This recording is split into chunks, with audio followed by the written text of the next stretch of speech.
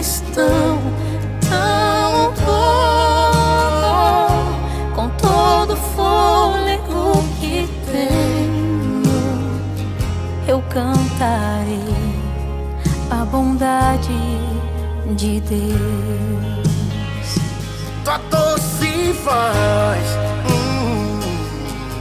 que me guia. Só rebanho, um só pastor, uma só fé e um só Salvador. Uma só fé e um só Salvador. É teu amor que nos une aqui. É teu amor que nos une aqui. Um só Espírito adoramos a ti. Um só Espírito adoramos a ti. Tu és fiel, Senhor, meu Pai celeste, pleno poder aos teus filhos dará. Nunca mudarás se tu nunca faltaste, tal como eras, tu sempre serás. Grande coral. Tu és fiel, Senhor. Tu és fiel, Senhor. Dia após dia, com bênçãos sem fim.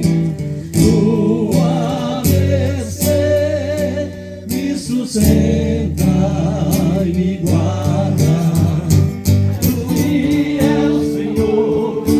Tu és fiel, Senhor. Fiel a mim.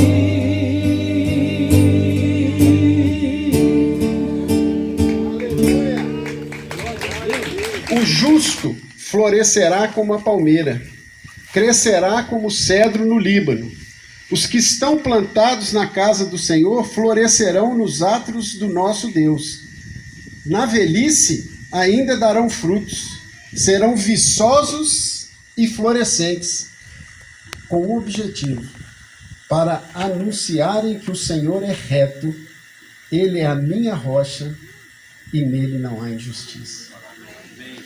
Se fidelíssimos são os testemunhos do Senhor, e se a palavra do Senhor está firmada no céu e a fidelidade dele é de geração em geração, então eu tomo posse dessa palavra para dizer que o justo florescerá como a palmeira e crescerá como o cedro no Líbano, na velhice ainda dará frutos viçosos e florescentes, para anunciar que o Senhor é reto, Ele é a nossa rocha e a nossa não há injustiça. Os testemunhos do Senhor são fiéis. 80 anos, gente, é uma benção. 81 anos é uma benção. O Senhor me fez lembrar de 3 pessoas com 80 anos ou mais que foram bênçãos e que nós estamos falando deles até hoje. Primeiro, Moisés. Moisés foi chamado para a grande missão dele com 80 anos.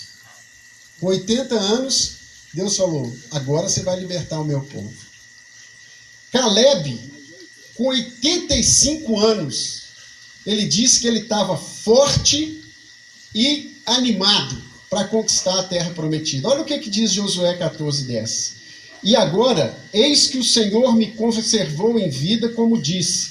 45 anos há agora, desde que o Senhor falou essa palavra a Moisés, andando em Israel ainda no deserto. E agora, eis que já hoje sou da idade de 85 anos e ainda hoje estou tão forte como no dia em que Moisés me enviou.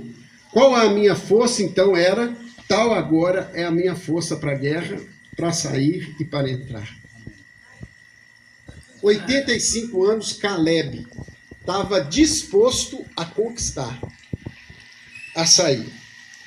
E o terceiro, já caminhando para o final, eu quero os 2:36, que diz assim: E estava ali a profetisa Ana, filha de Fanuel, da tribo de Aser. Esta já era avançada em idade e tinha vivido com o marido 7 anos, desde a sua virgindade. E era viúva de quase 84 anos, e não se afastava do templo, servindo a Deus em jejuns e orações, de noite e de dia. E sobrevindo na mesma hora, ela dava graças a Deus e falava dele a todos que esperavam pela redenção em Jerusalém. Que mulher extraordinária! 85 anos estava servindo a Deus, orando, jejuando e anunciando a redenção de Israel através de Jesus Cristo. E isso era tão tremendo que Deus a honrou, citando ela na Bíblia, para que todos nós meditássemos na vida dessa mulher aos 84 anos. Amém. Que ainda haveria força para ela servir e produzir fruto. Uma mulher extraordinária. E assim eu vejo o Senhor, pastor. Amém. Aos 80 anos, recebendo a missão de Deus como Moisés. Ainda tem missão. Aos 84, falando da esperança de Israel como Ana. E essa esperança não é só de Israel, é do mundo todo. E como nós precisamos de pessoas para falar da esperança de Israel, de Jesus Cristo nos dias de hoje. Assim eu te vejo, pastor Daniel, como Caleb, aos 85 anos, com muita disposição de lutar e conquistar o reino de Deus nessa geração. Sabe por quê? Porque fidelíssimos são os testemunhos do Senhor.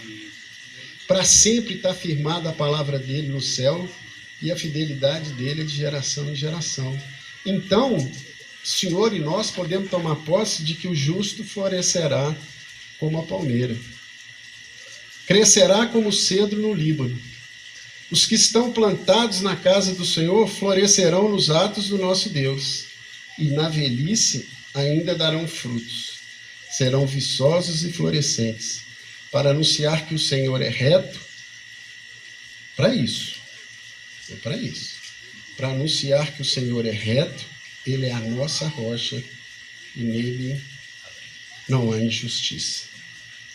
Que o Senhor continue ligado na videira verdadeira, gerando frutos, como todos nós que estamos aqui somos frutos desse tempo todo ligado na videira. Que o Senhor continue deixando legado até o último dia. Que o Senhor te abençoe, pastor.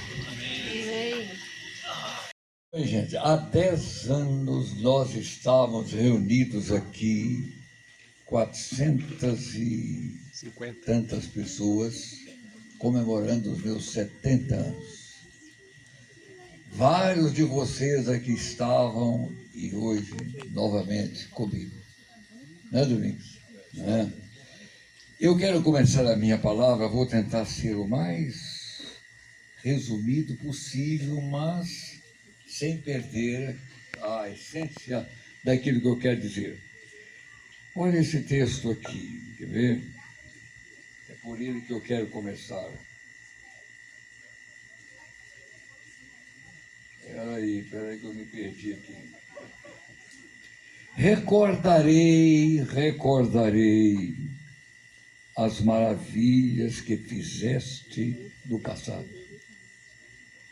Pensarei em tudo o que tens feito. Meditarei em todos os teus atos poderosos. Ó Deus, tudo o que fazes é santo. Salmo 77, tá bom? Ok, deixa eu pegar meus apontamentos aqui, porque senão eu esqueço tudo que eu vou falar. Esqueço tudo, né? Vamos lá. Eu estou trazendo essa palavra a vocês, que também é um convite, é uma gratidão, é uma síntese da minha história de fé e de ministério e, finalmente, um convite. Aliás, não é um convite, não. Ah, quer não, tá bom. Ah, sim, obrigado. Um convite que vai além de convite, porque no que depender de mim é uma intimação. Mas vou deixar isso para o final, tá certo? Eu estava aqui agora me lembrando de Billy Graham, do sermão dele na Aliança Batista Mundial, em 1958. Pouca gente aqui é anterior a 58. Né? Ah, 60, tem razão. É. No famoso Céu, Alberto, é claro, bem mais velho que eu. No famoso sermão de encerramento da Aliança Batista Mundial, eu me lembro bem, ele começou com uma frase: I was born in the farm. Eu nasci numa fazenda. E aí ele começa a partir daí contando a sua trajetória de fé. Ok? Ele pregou sobre João 3,16. Porque Deus amou o mundo de tal maneira. Ok. I was born in the farm. Eu também nasci. Eu também nasci numa fazenda. Lá ainda estão os escombros da casa onde eu nasci. Está acabando, mas ainda tem um restinho lá. Ainda está lá ainda as ruínas da casa onde eu nasci. Luz de lamparina. Nem pensar em luz elétrica. Eu não sei se era lamparina ou candeia, porque há uma diferença entre a lamparina, querosene, e a candeia, que era produzida por mamona feita, extraído o azeite na própria fazenda. Por isso que eu já peguei a época da lamparina. Tudo bem, nasci aos 7 meses, portanto prematuro. Os vizinhos vinham para cima e contaram minhas irmãs mais velhas. Vinham para ver se o filho da dona Quintina estava escapando e perguntavam: ele já morreu? Ele contou isso para a Miriam, minha mãe. Ele disse: se o menino da sua mãe, da dona Quintina, já morreu. Não, ele está vivo, enfrentando um problema, porque tinha um berço e as formiguinhas subiam pela coisa do berço e iam para meus olhos. Aí tiveram que pôr uma vasilha d'água em cada pé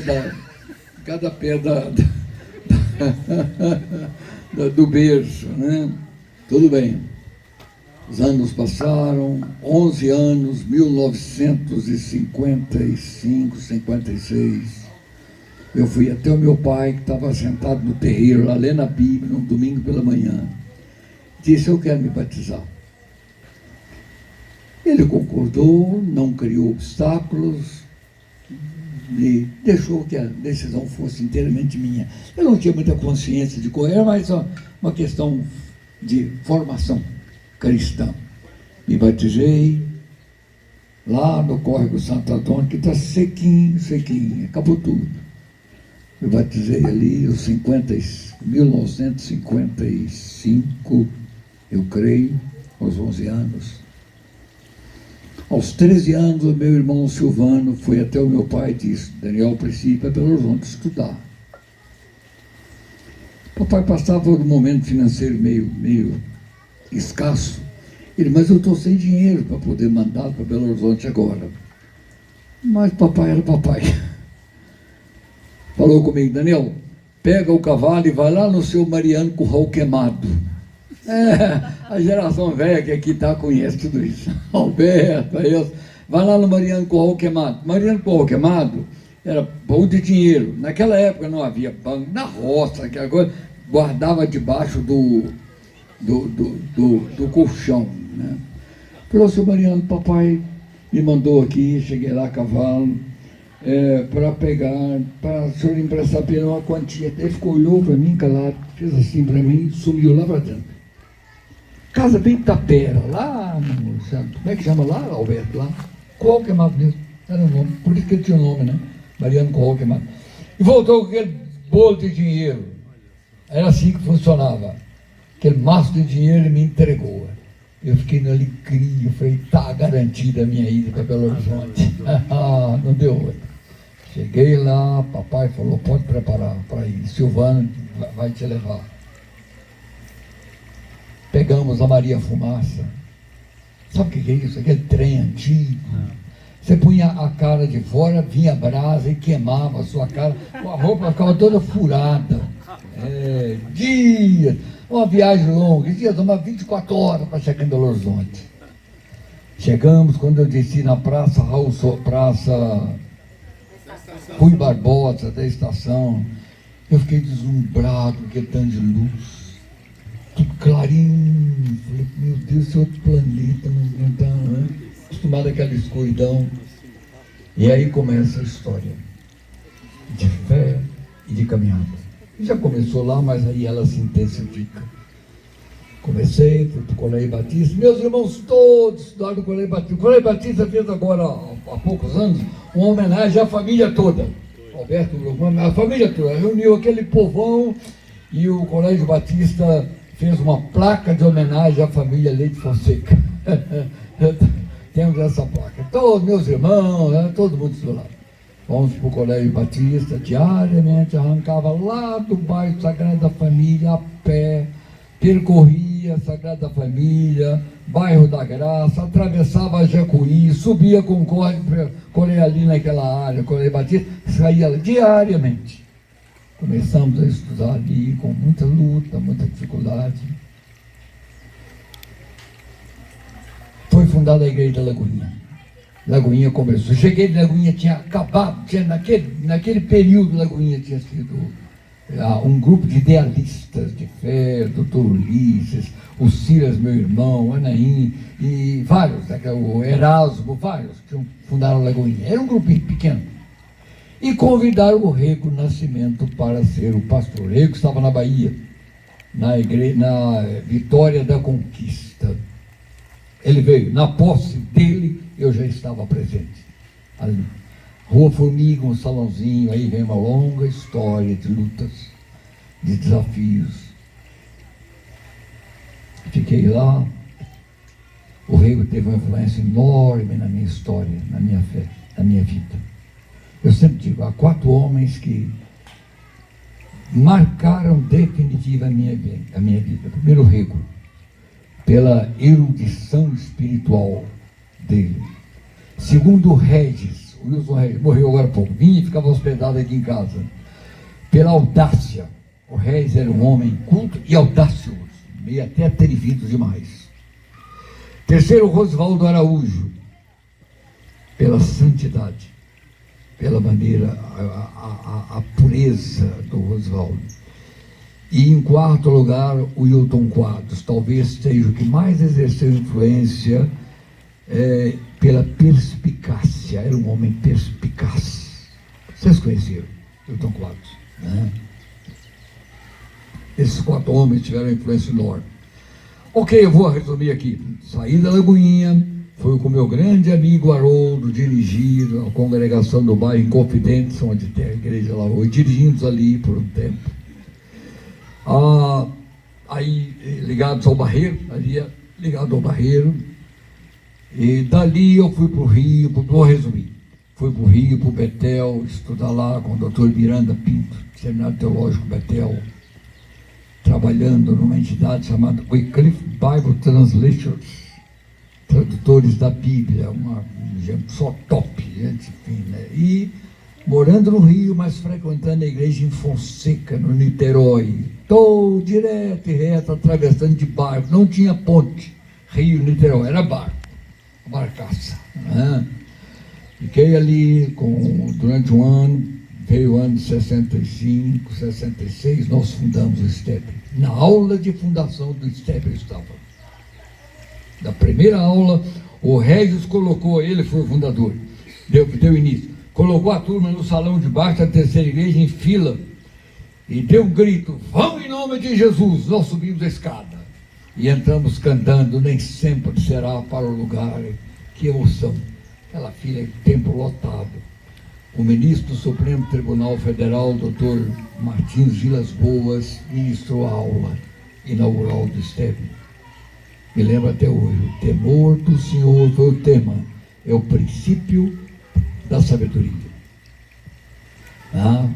Aí vem toda a história do STEB. Eu tive o prazer de ser o orador da minha turma no STEB. O STEB foi um grande seminário. Não sei como é que está isso hoje, porque eu estou longe de tudo, né? Mas foi um grande seminário. Quando eu estava terminando o STEB, no último ano, estava em evidência naquela época uma região chamada Polígono das Secas. Era uma região que envolvia o Nordeste e vinha até o Norte de Minas. E me veio assim, por que não trabalharmos para colocar uma igreja em cada município do Polígono das Secas? O que eu fiz? Fui para o IBGE, em Belo Horizonte, agência do IBGE, e passava dias fazendo levantamento de toda a região do Polígono da Seca, município por município, dados econômicos, escolares, o que havia de escola, sobretudo o que havia de igreja, de estradas. Fiz um levantamento perfeito, formei um dossiê. E cheguei para os meus líderes do seminário, o pastor Quadros, pastor René Feitosa, acho que Israel Afonso, todos já morreram. Nesse capa nisso sou eu. Vai embora todo mundo. Cheguei e apresentei o trabalho. Estava sendo fundada naqueles dias, naquele momento, a Convenção Batista Nacional. E eles ficaram impressionados com o trabalho, que realmente eu fiz um trabalho de fôlego. E disseram, você quer ser o primeiro missionário Batista Nacional no Norte de Minas, no Polígono da Seca? Eu fui pego meio de surpresa, não estava preparado para aquilo não. Vou ser sincero, não estava preparado não. Mas eu não tinha coragem de falar não para meus líderes, mas não tinha mesmo. Não tinha mesmo. Primeiro que eu era um apaixonado, e segundo porque eu tinha um profundo respeito por eles. Vamos embora. E aí começa o Norte de Minas. Começa o Norte de Minas. E aí eu vou caminhando para o final da minha palavra. Ali de jipe, a igreja colocou. O que eu fazia naquele jipe era loucura. Loucura. Punha em risco os meninos pequenos, não tinha Suzana ainda, né? E rodava aquilo, girava aquilo tudo lá, pregando naqueles mucambos, naqueles, né? Bem, para encurtar, completando 80 anos, os meus meninos me incentivaram e, com ter o apoio deles, fechar o círculo desse tipo de ministério. E aí eu não falei sobre convenção nacional, que eu presidi a convenção por 2 mandatos, o trabalho o nosso CEBENG, né? É uma longa caminhada.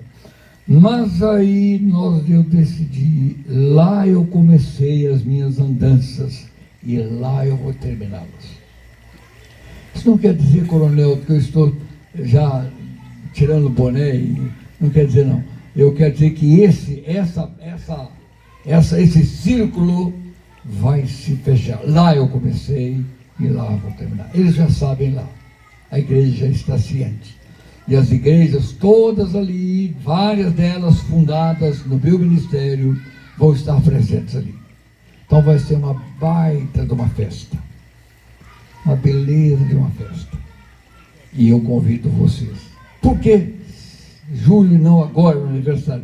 Porque não dá na data atual, é impossível, é período escolar, não há como. No final, também a minha filha Suzana não está, e eu faço questão da presença dela e da Marli, faço questão deles presentes. Entendeu? Então, marcamos para o dia 27 de julho, lá na nossa casa, que é ampla, ela foi toda arrumada, chamada Mel da Serra, né? E usando a estrutura da casa e da igreja, nós vamos ter. Eu já sei que a igreja de Bocaiúva vai estar presente, a igreja de Francisco Dumont vai estar presente, a igreja de Curvelo vai estar presente como pastor, a Montes Claros, o remanescente da igreja central vai estar presente. Vamos ter uma linda festa e eu não abro mão da gente que caminhou comigo em Nova Canaã. E eu quero, nesse momento, para terminar, dizer, Nova Canaã é um capítulo à parte no meu ministério. Nova Canaã para mim foi paixão.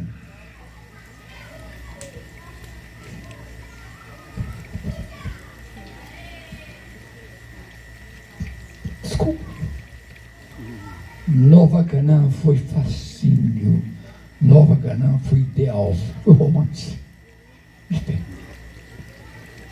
Vocês que estão aqui e que fizeram parte daquela caminhada inicial, sabem como foi a nossa caminhada ali, com vocês, com vocês. Esse pronto, alguém vem e me faz algum elogio sobre a minha liderança Nova Canaã, eu digo, ela é impossível se eu não tivesse um grupo de doidos para me acompanhar. Loucos. Acompanhava em algumas coisas meio malucas, mas é por aí. Encontros naquele cinema ali no centro, que tinha lá no centro de Betim, aquele congresso feminino com mais de 6.000 mulheres, naquela época. Que agora a coisa, não é? A Neide, eu não posso deixar de citar a Neide, é uma pena que ela não pôde vir, não é? Mas foi realmente uma coisa simplesmente apaixonante. Terminou, que cada coisa tem sua época. Hoje, eu estou longe do sistema religioso, denominacional, mas, digo como Paulo, acabei essa carreira de militância denominacional, mas a fé mantém-se intacta. A fé não se perde. Tá? Então eu quero aqui terminar, viu, Daniel? Você com essa barba. Daniel faz parte da minha história. Quando eu vi a Neves aqui hoje, eu falei, mas nem estou acreditando. Cadê a Neves? Cadê a Neves? Está lá, está aqui, está lá a Neves, a Beatriz. Porque aquele início, aquele embrião, a família Souza Santos, a Marinha vinha, não sei, eu contei com ela, mas não deu para vir. Vivem problemas de saúde grave da família, não é? Mas é uma história, é uma caminhada, é uma saga de fé. E eu quero terminar essa caminhada lá, onde comecei, lá mesmo. Eu conto com vocês. Pode tratar de preparar um hotelzinho lá em Francisco Dumont. Tem piscinas naturais deliciosas, as melhores que eu conheço estão lá no nosso município. E a gente aproveita, porque é pertinho, né? E tira o dia lá para dar uns mergulhos. A vocês que vieram aqui hoje, todos vocês, eu evito citar nomes porque eu acabo sendo injusto, né? Mas o meu muito obrigado. Muito obrigado.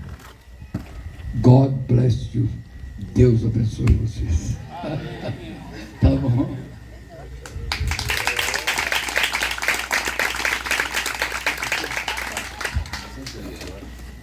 Gente, nós estamos então caminhando para o final, mas eu não poderia, claro, de deixar aqui de franquear, né, a palavra a quem quiser dizer umas poucas palavras para ele, né, porque eu não sei quantos também que vão falar e o horário também já começa a avançar, né? Eu vou tomar a iniciativa aqui, depois eu abro a palavra. Falar de pai. Primeiro, ele já deixou claro, né? Nós ficamos numa situação um pouco sem saber como fazer. Por quê? O vínculo dele aqui é muito forte, né? Aqui em Betim, na região, e no norte de Minas também. Então tem o início do ministério lá e uma fase muito forte aqui. Então, como que a gente iria resolver esse problema? Ele foi claro, falou que ele gostaria de encerrar esse ciclo, essa nova fase, lá onde ele começou, né? Então nós entendemos por bem ali, a Madeline, né, enfim, e ele também, a gente, de fazer esse primeiro momento aqui, esse encontro, né, porque a gente sabe que nem todos poderão estar lá, muitos não poderão ir, né, por circunstâncias mais diversas. Então tivemos esse encontro aqui e a ideia é a gente fechar lá essa celebração dos 80 anos dele no mês de julho, né, pai? 27. Julho, dia 27, né? Agora, falar de pai fica difícil, né? Porque 80 anos é muita água que passou debaixo da ponte. Eu tenho certeza que se eu fizer uma pergunta, e vou fazer, claro, cada um responda para si. Você tem algum momento na sua vida que ele esteve presente? Um fato que ficou registrado, e a gente sabe que, se não todos, quase todos têm, sejam momentos de alegria, momentos de celebração ou momentos de dor, de tristeza também, que Ele se fez presente na vida de cada um de vocês, e assim tem sido na história nossa de vida, né? Pai, para mim, é um referencial, Ele sabe disso. Hoje a nossa relação é de amizade, realmente é de amizade, não só como pai, mas como amigo e conselheiro acima de tudo. Os principais momentos da minha vida, Ele esteve presente em todos eles. Eu me lembro, vou citar aqui alguns poucos, mas me lembro de tantos na área profissional, quando eu fui para São Paulo, assumi a Procuradoria Federal, Ele foi. Quando eu fui em Montalvânia, Ele esteve presente, você lembra disso, pai? E tantos outros. Quando eu assumi o cargo de defensor público, Ele esteve presente, Eduardo Azeredo, em Belo Horizonte. E enfim, a gente que é de casa fica difícil. Então Ele realmente, desculpe, pai, mas você é o meu herói, essa é a palavra. Você é o herói nosso, da família, né? E a gente celebrar com vocês esse momento é muito significativo para a gente. É um momento de muita alegria poder estar, e privilégio para nós, filhos tê-lo como pai. Falo com certeza em meu nome, do Daniel, da Suzane e de toda a nossa família, né? Obrigado, pai, por tudo, viu?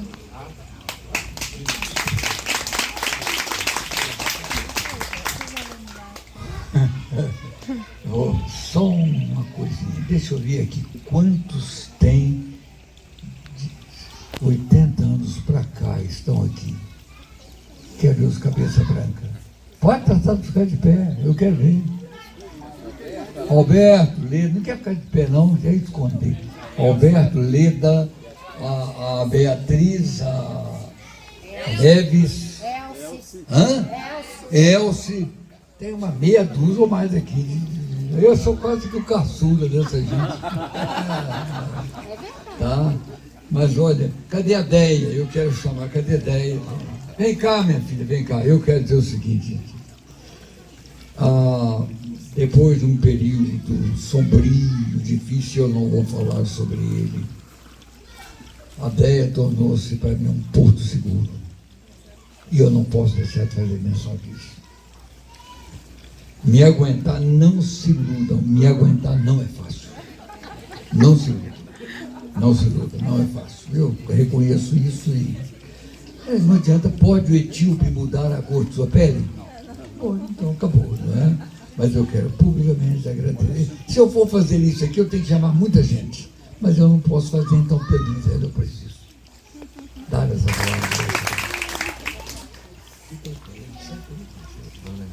Gente, a irmã Neves vai cantar uma música para ele. Em seguida, nós vamos abrir aqui para quem quiser fazer uso da palavra. Eu vou só pedir que sejam breves, tá? Porque às vezes... Toda honra e toda glória são dadas a Jesus Cristo. Amém. Graças dou por esta vida, pelo bem que revelou. Graças dou pelo futuro e por tudo que passou, pelas bênçãos derramadas, pela dor, pela aflição, pela graça revelada. Graças dou no coração, graças pelo azul celeste e por nuvens que há também, pelas rosas do caminho, por espinhos que elas têm, pela escuridão da noite, pela estrela que brilhou, pela prece respondida, pelo sonho que falhou, pela cruz e o sofrimento, e por toda provação, pelo amor que sem medida, pela paz no coração, pela lágrima vertida, pelo alívio que é sem par, pelo dom da eterna vida, sempre graças hei de dar. Dos altos dos 83 anos, ainda está ainda firmona. Gente, nós vamos então aqui passar... Membro do reverendo seria um laço. Não tem como negar o laço que há entre nós. O reverendo, ele só, para fechar o ciclo, ele só não me batizou. Ele só não me apresentou enquanto criança. Fora isso, ele me pregou. A mensagem que me levou a Cristo, foi ele que pregou, obviamente que ele não vai se lembrar, foi alguma coisa mais ou menos, ele pregava para crente. Então a mensagem era mais ou menos, filho de crente não é crentinho, cuidado. E obviamente também Eliseu não vai se lembrar, nós estávamos assentados na escada da igreja Fonfon Pneus, e aquela mensagem foi me tocando, e eu falei, opa, peraí, tem um negócio esquisito aí, então eu tenho que dar meus pulos. E naquele dia eu me converti, e ele me batizou, e ele me casou, e ele apresentou meus 3 filhos, um deles está nesse momento, foi difícil a presença, porque ele está a uns 8 mil quilômetros de distância, mas estão aqui Tatá, Fabrício, há 10 anos, quase 10 anos praticamente, fez minha bodas de prata, depois de me casar, e espero que apresente pelo menos uns 2 dos 3 ou 4 netos aí, espero. Então não tem como resumir isso numa outra palavra que não seja laço, o laço que há entre nós. E sou muito grato a Deus pela tua vida, o meu ministério também. Meu ministério só existe por causa... Eu me lembro como se fosse hoje o dia que o Dani falou, Abraão, estava conversando com o pai, esse negócio de som é uma praga, esse negócio de som. Então, cara, a gente precisa de alguém que seja responsável. Como você estuda eletrônica, quem sabe?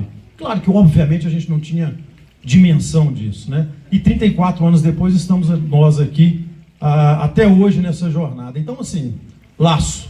Sou muito grato a Deus pela tua vida, viu, reverendo?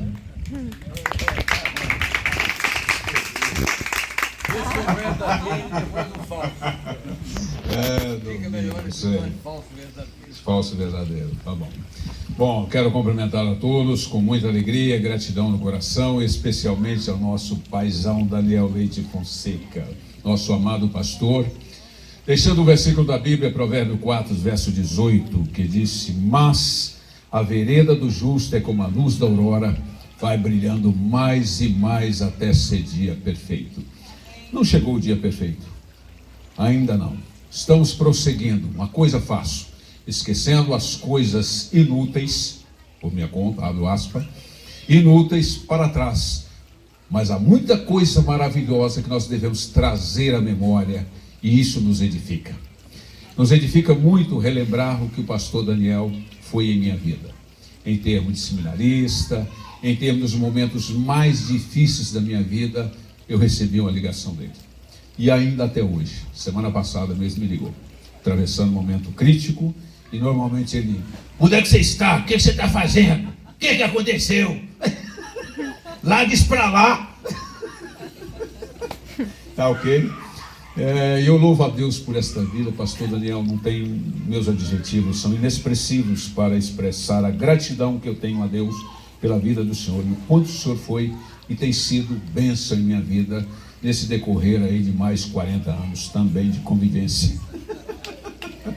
Não foi só a construção de Nova Canaã que eu marquei, tive presente, né, na construção. Foi realmente um milagre de Deus na nossa vida, a construção do novo templo. Eu iniciei ali em tempo recorde, né? Graças a Deus sou mestre de obra e ainda exerço a profissão com muita alegria. E Deus nos concedeu esta graça de ter esse socorro na minha vida. Até a minha ida para lá, para construir, mas foi um socorro de Deus na minha vida, viu, pastor Daniel? E Deus é fiel para continuar te honrando. É interessante que às vezes a gente evangélico costuma dizer que toda honra, toda glória seja dada ao Senhor Jesus. Mas a Bíblia diz também, Paulo escrevendo aos Filipenses, fazendo referência a Epafrodito, ele disse: honrai-a sempre homens como esse. A honra deve ser dada também aos irmãos, aqueles que são companheiros, aqueles que venceram na vida e foi nosso exemplo. Tu és o meu paradigma, modelo de pastor ideal. Obrigado, pastor. Obrigado, Eliseu. Não sei se você sabe que está um modismo por aí de fazer teste genético, de DNA, para olhar ancestralidade, essas coisas, né? E alguém, talvez, eu não sou o único aqui, eu já fiz. Eu fiz esse teste e, surpresa, apareceu no resultado assim: metade da sua carga genética é de Daniel Leite Fonseca. Ó, não é que eu sou filho dele mesmo, né? Mas o que eu quero dizer é o seguinte: a carga genética, né, de nós filhos, ela está aí, né? É inevitável. Muitas vezes eu estava brincando ali, né? A cara da Fernanda, né? Não tem jeito, né? É filha. Mas a gente sabe que muito mais do que carga genética, nós filhos vamos recebendo outras influências, né, ao longo da vida, né? E sem dúvida, né, Gil já mencionou isso, né? O que eu sou hoje, em grande medida, é influência dos pais, né? Desde lá da infância, do berço, família é uma coisa tão importante porque faz marcas na gente que permanecem por toda a vida. Mas até hoje eu tenho recebido influências de pai, já caminhando aí para os meus 40 anos, quer dizer... Eu tô caminhando para os 40. Para os meus 60, né? Já tô começando a pensar no passe idoso aí. Cartão de estacionamento e tudo. Mas até hoje eu recebo influência dele, tá? E eu não vou mencionar as muitas que já eu recebi e outras que talvez eu morra sem receber. Mas tem um aqui que tem trabalhado muito, né? E eu gostaria que ele soubesse, né, que essas coisas é bom de falar enquanto estamos todos aqui vivos, né? Porque depois não adianta, né? Como diz Davi, depois já passou. Nós todos, não existe ser humano que não escorregue no tomate em algum momento da vida. Todos, sem exceção, né? E uma coisa que eu tenho aprendido com o pai, isso é uma lição muito forte. Eu tenho visto e testemunhado vidas que escorregaram no tomate, que hoje eram para estar na sepultura, talvez espiritual, não sepultura física, mas na sepultura emocional e física, e são pessoas que estão aí resgatadas, cumprindo um papel importante, que enquanto outros olharam para aquela pessoa com um olhar de passa a faca, ele esteve ali esperando e acreditando. Um pouquinho assim, parte da loucura dele, eu trabalhava na editora Betânia e ele ia viajar lá para as andanças lá no Claro de Poções, Carrapatos, Engenheiro Navarro, Fazenda de Santo Antônio, e ele queria uma companhia. Aí ele me ligava: vamos comigo lá? Lá ia eu também com ele. Aquele jipe, estrada, não era nada igual hoje, era cascalhada. E aquilo quando dava sono, eu era muito calada. Mas ele quando dava sono, ele aí, fala aí, menina. Ele cantava, ele gritava. E horas naquele jipe. E num dia só, às vezes a gente ia em quatro igrejas. Sessão em uma, culto no outro, escola dominical. Mas era uma bênção. E eu quero te dizer, Dani, que você sempre me inspirou e é uma referência realmente para mim, viu? E eu achei interessante quando ele foi consagrado a pastor, ele chegou lá um dia na fazenda e a gente, pastor Daniel, falou: não, eu aqui sou pastor, mas eu sou irmão de vocês, trazendo aquela proximidade pra gente com ele, não separando. Então, Dani, eu lembro com muito carinho daquelas viagens, viu? Aquelas loucuras todas, mas era gostoso. Tinha uns franguinhos caipira depois, né? Que era gostoso, fazia parte. Então, é muita alegria lembrar disso, de me lembrar disso, viu? Obrigada, gente. Obrigado,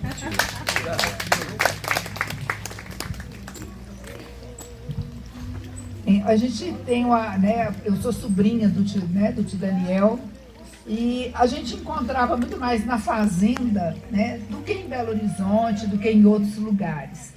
E quando eu era pequena lá na fazenda, que a gente ficava na casa velha, né, que só tem os restos lá hoje, né, o tio Daniel, ele era um dos únicos que a gente ouvia carro. Hoje o pessoal mais novo, meus filhos, né, os sobrinhos aí mais novos, não sabem o que é isso. Que a gente, quando ouvia o barulho de um carro, era uma novidade. E a gente corria tudo pro curral para ficar na cerca para ver que carro que estava chegando, né? E o tio Daniel era o único que a gente sabia que era ele antes de ver o carro, porque o barulho era assim, era uma Vemaguete, né, que estava chegando e a gente já sabia que era o tio Daniel, né? E o tio Daniel é uma pessoa assim muito importante para mim, porque ele foi um grande amigo do meu pai, né? E eu lembro do meu pai falando isso, que depois de muitos anos ele descobriu que ele tinha um grande amigo que era o tio Daniel, porque a diferença entre eles era grande. Meu pai era o mais velho dos homens, foi o 5º filho, e o tio Daniel é o quê? Pois é, né? O tio Daniel tá lá mais pro fim da fila, né? Mas eles eram amigos, e o tio Daniel foi uma pessoa muito importante na vida do meu pai. E isso eu carrego assim com muito amor, com muito respeito. E o meu desejo é que Deus continue abençoando-te. Amém. Glória a Deus.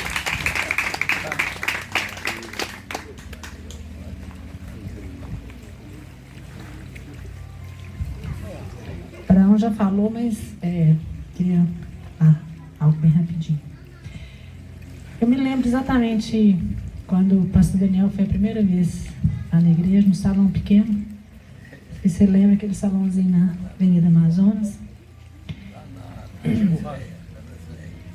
Ali do lado da Betim Borrachas, onde é Betim Borrachas. Eu acho que o salão está lá até hoje, aquele salãozinho está lá até hoje.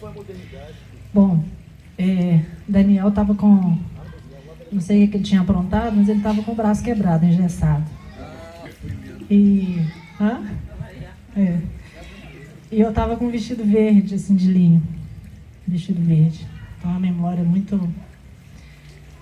bem fixa, assim. Eu era mais ou menos um pouco mais nova que a Ana Beatriz. Eu devia ter uns 7 anos de idade. E aí, quando nós chegamos em casa, minha mãe era uma mulher muito simples, muito calada. Acho que nunca vi minha mãe falar na igreja, né?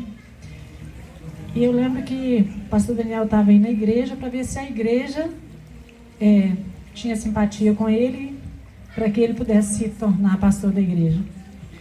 E quando nós chegamos em casa, foi na hora do almoço, no domingo, e aí eu não sei se alguém dos meus irmãos perguntou, né, assim, se a gente tinha gostado. Minha mãe falou assim: eu gostei dele, porque ele chega perto da gente para pregar. O pastor tinha mania de descer do púlpito, ali mais para o final da mensagem, durante a mensagem, e caminhava um pouquinho pelo corredor, assim, chegando e aproximando das pessoas. E minha mãe guardou isso. E essa foi a referência que ela teve. Pastor, eu sei que a Igreja Nova Canaã hoje não te dá a honra que o Senhor merece. Nós sabemos disso. O Senhor merecia muito mais do que o Senhor tem hoje dessa igreja, que o Senhor foi a sua vida. Mas o Senhor pode ter certeza que esse grupo de pessoas que te acompanhou de lá até não vai te esquecer nunca, até agora. E eu queria dizer para o senhor o seguinte: se alguém perguntar para mim assim, quem que é o seu pastor, eu falo: é o pastor Daniel. Não desmerecendo os outros, não desmerecendo os que eu tenho hoje na igreja, mas se eu precisar de um aconselhamento, de alguma coisa, e se aí ele estiver vivo e tiver com a memória boa, consciência boa para me aconselhar, é aqui que eu venho, no pé da serra.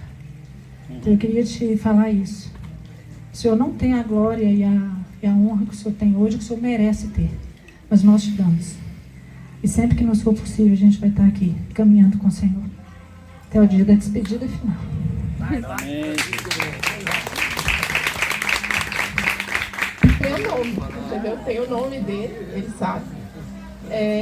Para agradecer mesmo, viu, vô, pela sua vida, em nome dos netos, gratidão. Deu pra ver? Segura aí, para agradecer. Eu estou ouvindo. Mas só para agradecer pela sua vida, viu? Dizer que é muito bom, que bom é ter uma referência, assim como meu avô. A gente fala de você com muito orgulho,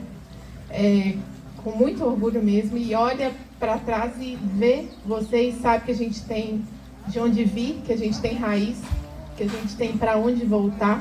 E nós só somos o que nós somos hoje como família por sua causa, viu? Só para te agradecer.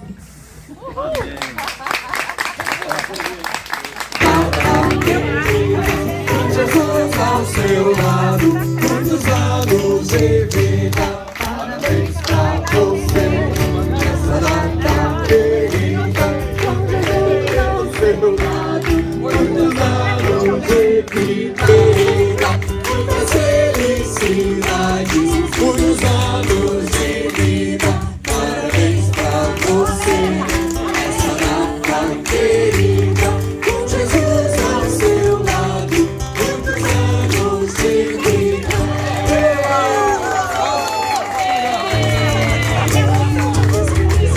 Muitos anos de vida, parabéns pra você, nessa data querida. Muitas felicidades.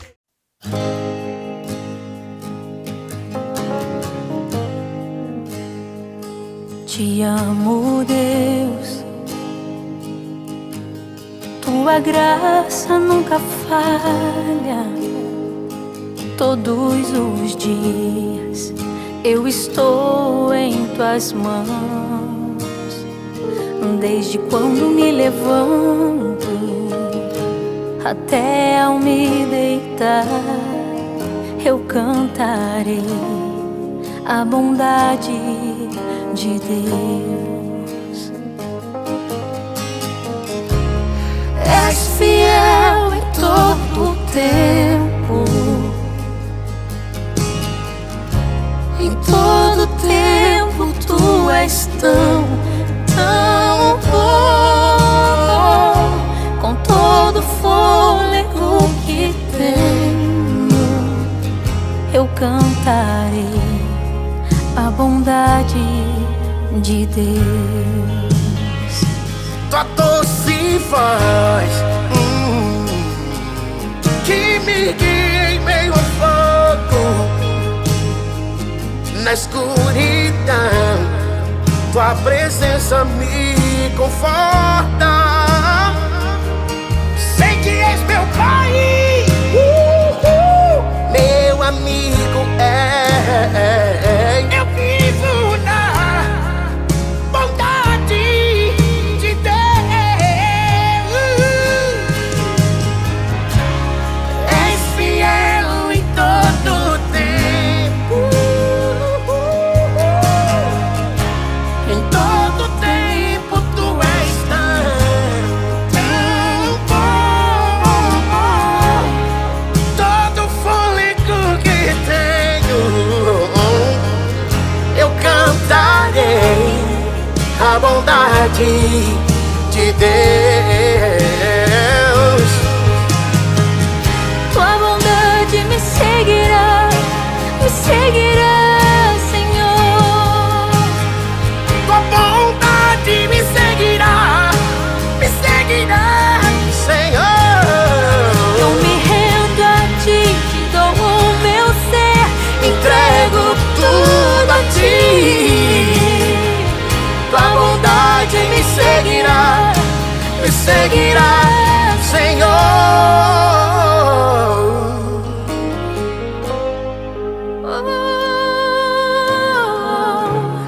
És fiel em todo o tempo,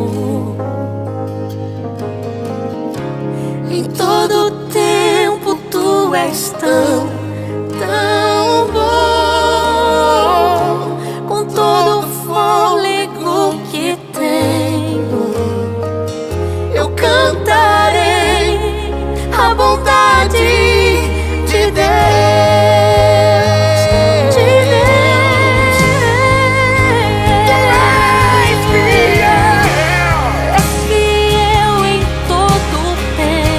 Em todo tempo tu és bom.